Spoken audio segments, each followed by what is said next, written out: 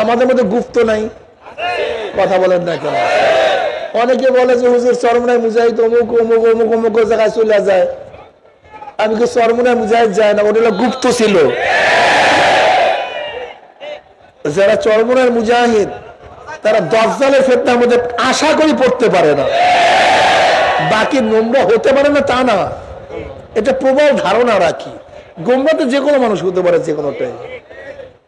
অনেকে চরমনায় মুজাহিদ না, ও গুপ্ত। ও কি ছিল? ও গুপ্ত ছিল। ও আমাদের মধ্যে গুপ্ত থাকিয়া মানি ওই যে বললাম না, বলে যা করে তা, করে তা, যা করে বলে তা বলে, বুঝেন নাই?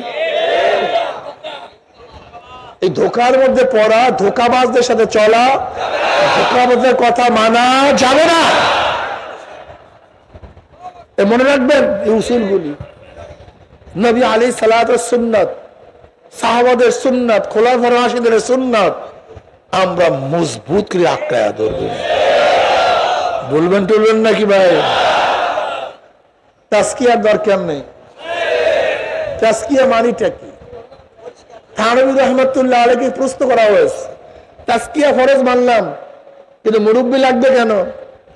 আর একজনের কাছে যেতে হবে কেন? একজন আলেম প্রশ্ন করছে। থানবী রাহমাতুল্লাহ আলাইহি আল্লাহ পাক রব্বুল আলামিন এত মেধা, এত জ্ঞান আল্লাহ পাক দান করছেন, ভরপুর মেধা দান করছেন। এরকম আল্লাহ পাক রব্বুল আলামিন যুগে যুগে কিছু আল্লাহ পাকের খাস বান্দাদেরকে নির্বাচন করেন দ্বীনের খেদমতের জন্য, দ্বীনের খেদমতের জন্য। এটা আল্লাহ পাক নির্বাচন করেন।